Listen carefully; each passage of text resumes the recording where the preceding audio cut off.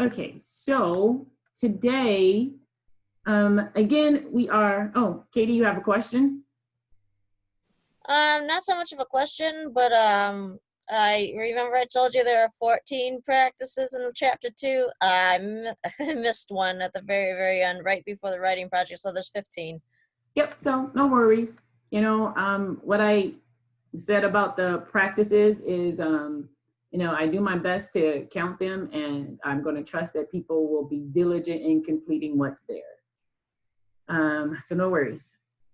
Okay, so the idea here is we're almost through like our first round of talking about some of the practices in the chapters and then the writing projects. So if we have to prioritizing the work, the practices lead up to doing the writing projects, which aren't huge tasks, but they are larger than the practices. And so my goal is to spend some time addressing or giving you time to discuss the writing projects in small groups. We may or may not get to discuss many practices in every chapter just because we don't have a bunch of time. But the idea is to see what other writers are doing with some of the same writing and practices. And it's also a way to help you start thinking about your pieces. So again, the final culminating assignment is a portfolio. In that portfolio, you will have one final poem and one fiction piece. And those should be creative writing pieces that you generated and created during this semester, not something that you brought in and are reshaping. So that's the idea. So we're gonna spend probably a little more than 10 minutes in these small groups. But in this group, what I want you to do is to basically share the writing project. And then these other two items, we're going to just talk about. I'm going to ask people to just do report outs, basically about your creative reading. And then we're also going to report out on the Jennifer Hickson. But during the time you're in this small group, I mainly want you to focus on the writing project. Okay, not those other two things. So with that said, I need to know if this group is different. By this group, just gonna bring up this page. So if I have your name next to the wrong writing project, could you go ahead and in the chat area, tell me which writing project you're going to be discussing, because I have to manually move people to the breakout room. So I can't automatically do that. So if it's changed, I'm going to put you in the correct room as of today.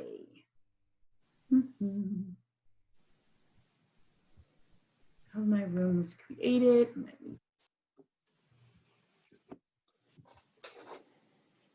So you will probably just get like a cascading invitation as I move people manually to a room. All right, I see people are posting in the chat area.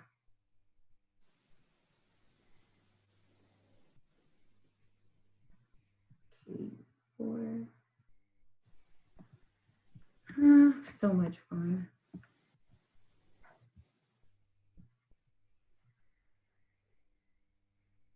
All right, so I'm gonna focus on one. So I'm gonna assign people to room one. If your name is listed, I have you on the screen. So if you're not in that room, please post now, let me know. Otherwise, I'm moving these people to that room if I can. There you go.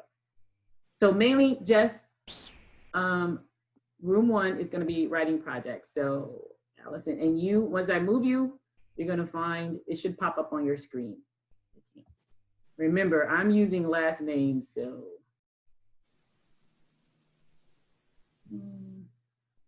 Miller, don't see my name at all. Okay, Jamie Miller.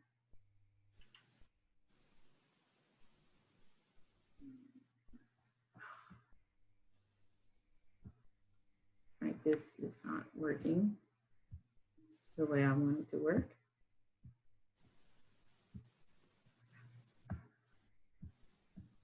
All right, I'm gonna have some fun technology issues today. I'm going to start recording because this is recording nothingness right now. I'm going to stop that. Going back to the mini lesson on writing well is really about trying your hand at a bunch of different skills and then listening and seeing how other people have engaged with those same tools. As you are considering what you want to create larger pieces from. So do I have any, I see 2 hands up. So Hannah, do you have another question? I can't apologize enough, but, and then. No, I don't have another question. I forgot to. Oh, then someone put their, all right, and another person put their hand down. Okay, so the other thing we were supposed to discuss was chapter 2 is mainly about looking at critical reading or creative reading strategies. I often get critical reading and creative reading strategies like confused, but they are part of the same thing. Critical reading is often not as interesting as creative reading. But the question to that was, especially for those who really don't like reading, did you have any, do you have any critical creative reading strategies that worked, or what were your takeaways for practices in the content of chapter 2, which is all about creative reading? And for this part, this is where you can raise your hand. We're not doing group. I'm just trying to do a little report out. If you're more comfortable just typing something into the chat, this is our opportunity to share ideas and see, we might come across something that works that you not have tried before. So I see 1 hand, that's Katie. You can go ahead. Well, just when I read in general, a story or something, I heard that a lot of from reading going through the practices, it says that asking, oh, what do you hear? What do you see? Naturally, as a visual person and an artist, I just whenever I read, I always picture or hear something just naturally. So I think I already have those strategies down just naturally, if that's what they're talking about. Well, yeah, and also, and specifically from the text. So anybody else, any takeaways for what kind of techniques you use or what you've been able to glean so far from chapter 2? Because chapter 1 and chapter 2 are like our foundational chapters for the work we'll be doing. Yeah, I'll go. I found that it talks about it in one of the practices, I'm not sure which one, but reading it like in your head and then like reading it out loud or having somebody read it to you. I noticed that helps with like picturing it and then picturing it again and just understanding it more or in different ways. And I really like doing that, especially the reading aloud part. Yeah, just reading out loud for me, I used to do it a lot more than I do now, but also it's like a dyslexic learner. I found that if I'm reading for the purpose of like proofreading and editing, reading aloud doesn't work well for me. If I'm reading for understanding and like delivery, like if I want to deliver a poem or if I'm going to read a story and I'm reading out loud, it helps me figure out how I want to deliver something. But when I'm reading aloud, like for editing reason, I really suck because as a dyslexic learner, I tend to insert words that aren't there, that I think that are there, that should be there. And so one of the things I've done is with anything that's a smart device, so to speak, if I can make my device read aloud to me, I make it. So I make my computers read, or I got iPhone, so you can highlight anything. And I found that is a really good way of helping me do like work editing and understanding when I as a reading, as a creative reading. And I call it creative reading because I'm using technology to help me. So with that, does anyone have a reading technique that wasn't like overviewed in the chapter? I think in last class I told you I'm big on annotating as an active reading tool. Well, I personally hate reading out loud because I stutter too much. I But prefer that's why someone else who doesn't I have. stutter. Or at this point, I'm asking, do you have a technique that wasn't offered in the book that you find useful? I don't know. I honestly have been having trouble getting to the book, but it will be done. I tend to read in like different voices because for some reason it helps me, remember because I have to focus more. Do you know what I mean? Okay. Like I'll do Russian accents. I'll do the Irish too sometimes. But yeah. Who's that? That actually brings me to another odd point. That I do actually also use the voice when you can change like the accents on my my devices, because it makes me pay attention to information differently if I have to work to understand. And that's a whole nother just way of thinking about the words on a page. Okay, so what I like to do now is we still have to talk about the practice to the Hickson piece, but I want to do that after I send you away to do some writing, because I'm getting off schedule a little bit here, and I want to make sure you get this writing time. So I'm gonna have you write for like 20 minutes. So that's gonna bring you back to class at about at 2:02 or so. And during this writing time, you can do a couple of things. You can start on a practice from chapter 2 or continue on, chapter 3 or continue some practice in chapter 2. And when we come back, I'm going to put you into random groups. And in that random group, I'm moving the page here, let me get to my point. In that random group, you're going to report out what you did during this writing time. And then you're also going to report out your response to the Hickson practice for Where is the Smoke? But for now, I'm not gonna put you into group. I'm just gonna mute everyone until 2:03. That gives you 20 minutes to write. And then at 2:03, I'm going to put you in random groups. In that group, you're going to report out what you did during this time, and then the Hickson piece. And then we're going to come back to class and discuss your takeaways from the Hickson piece and the writing time. So I'm going to ask for this time just to make sure you're muted. And if you have any questions for me, don't ask them during this time. Use this 20 minutes to write. Okay, go.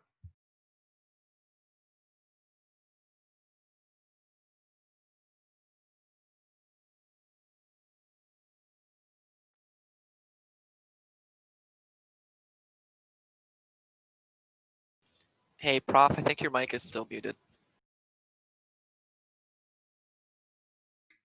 I love technology.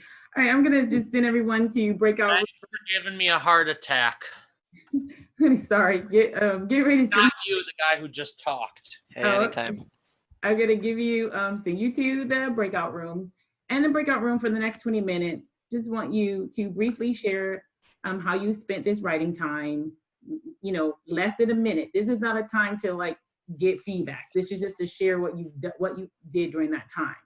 And then I'm going to ask you to discuss your responses to the Jennifer Hickson practice from chapter 2. While in the group, this is trying to get us in the groove of things. Decide who's going to report out just some takeaway from this discussion. And when we come back to the larger group at 2:20, everyone will put their hands up. That person will give us a takeaway, and then other group members can fill in the gaps if they want to, or just lower your hands, and then we'll get report out that way. All right. So you're gonna have a group and look for your invitation now.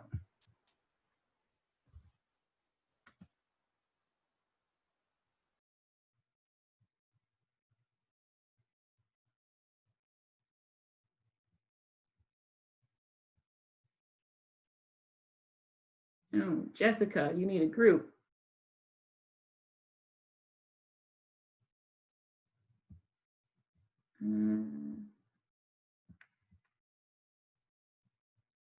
No, not Jessica, I'm sorry. I said your name wrong.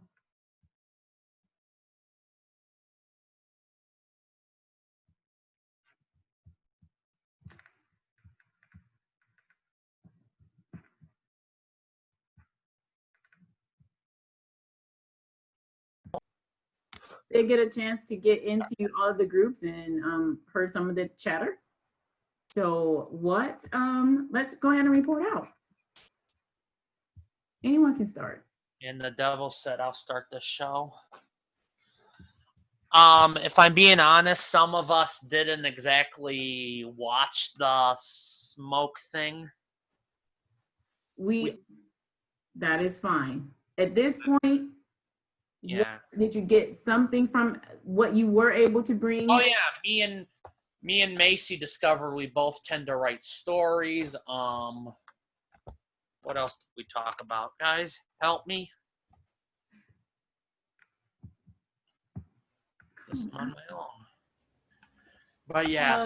With the video, we both, Hannah and I were saying that we can, when we're listening to the story, we understood the emotion a lot more than we would if we were just reading it in general. Okay, cool. Someone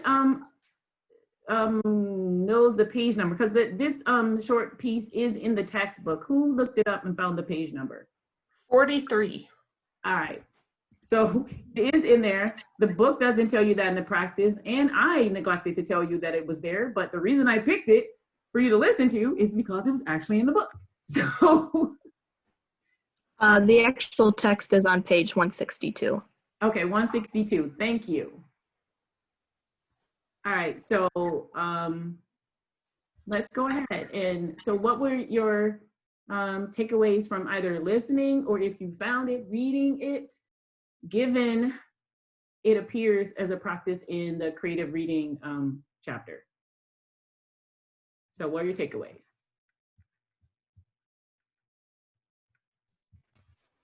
I'll go. Thanks.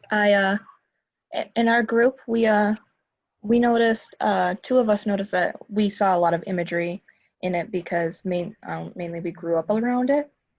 But yeah, for the most part, we just noticed her saying it and the emotion behind it. And oh man, what did we say? We said something along the lines of like, I'm drawing a blank. This is when you help each other. I know. Well, I'm in her group too, and we I know we said that her delivery made it easy to imagine what she was trying to say and what she was trying to get us to picture. Yeah, she never that's said what I too was much. thinking. But with the little amount of like descriptive words that she did use, she draws up a lot for you. They're very specific and they're very well placed. Like you said, brevity and clarity. Okay. If your group members are satisfied with what happened, you can put your hands down and someone else speak for their group. So we didn't really talk much about the video, but more of like on the questions, and how we all just kind of agreed that it's easier to listen to a piece, just because you can digest it a little bit better and a little faster without actually having to like read and analyze all at the same time. Plus, for some of us, it's just a little bit more difficult to read, so it's just easier to get that listening part in. Okay.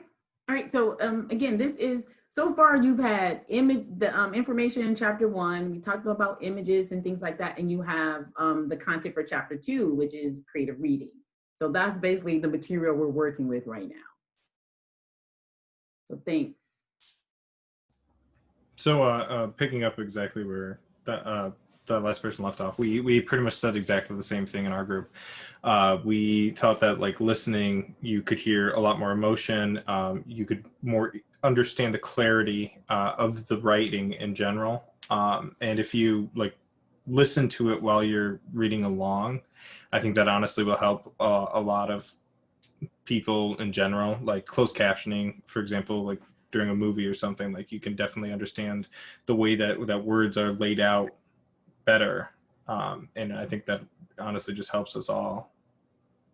That's helpful, and it also gives another tool that we can use for creative reading, like closed captioning, and even critical viewing, especially if you're looking at a film or something that you look for specific things. We read in all kinds of ways in addition to just the words on the page. And I think something that you mentioned is, you know, being able to pick up on the mood and the tone through listening and hearing also helps us figure out how do we reproduce that in our writing on the page, so that when people are reading it, you can get that sense in your that internal voice in your head as you're reading it. So this is why writers need to be really good readers, and readers need to understand writing, because when you come across dialogue or you come across something in a text that is italicized, that means something. It means something more than just it's the title of a book, especially if it's not an academic essay. So knowing these little nuances and being able to hear and see them helps our reading. All right, next group. I guess I can go next. Our group was also talking about how it's easier to listen than to read. And we were saying how we probably could not memorize something like this and say it to a crowd. And then we were also talking about the title, Where There's Smoke. I think Evan mentioned it could allude to where there's smoke, there's fire. And we were talking about how smokers, they like need cigarettes and like they use it as a coping mechanism. So in a way it could be like where there's smoke, there's good things and bad things, and how it could be like there's good things, like through a cigarette she met the lady and they had a connection, but when she got to their house she saw there was bad things, how there was a her boyfriend was holding a child while smoking, and how that could be a bad thing. And then on the way back home she was like contemplating and just like noticing how her life isn't like it's always worse. Like you don't want to, it's bad to compare and be like, oh, my life is bad but this person's is worse. But in a way she was kind of like thinking that how her abusive boyfriend is bad, but it's not as bad as her the other lady's life, how she was saying how like I'm going to be mean and rude right now because we're almost out of time. I'm sorry. So I know we're getting this. We have to give each other grace in this process of technology and trying to get everything fit in, because it is 2:30 and I don't want to keep people past time. I want to make sure that you remember to post your exit comment. Even if you think you have to leave early, you can just go ahead and do that before I tell you to. And I just want to go over what's here. I appreciate the effort that you put in and you're putting up with me as I figure out the technology here. So you do have the creative writing logs for chapters 1 and 2. Remember, you have until Sunday to get things uploaded officially here. I am not necessarily, I mean, as long as you have this stuff like submitted before the start of class on Tuesday, I'm fine. I will not count that as late because there's a lot going on and I want people to have flexibility. This reflective learning activity, please do that. They're easy points. It just helps you think about what you're doing. And for some reason, my look ahead isn't showing up here. But what we're doing next week is pretty much the same process as we did this week. So if there are any questions about what's due, you can, you're gonna have to like, you can ask them now, or you can log off and I'll be in my office hours. Just remember, to reach me during office hours, you literally have to use the office hours Zoom link, which is different from our class Zoom link. Otherwise, I will see everyone on Tuesday. Live long and prosper.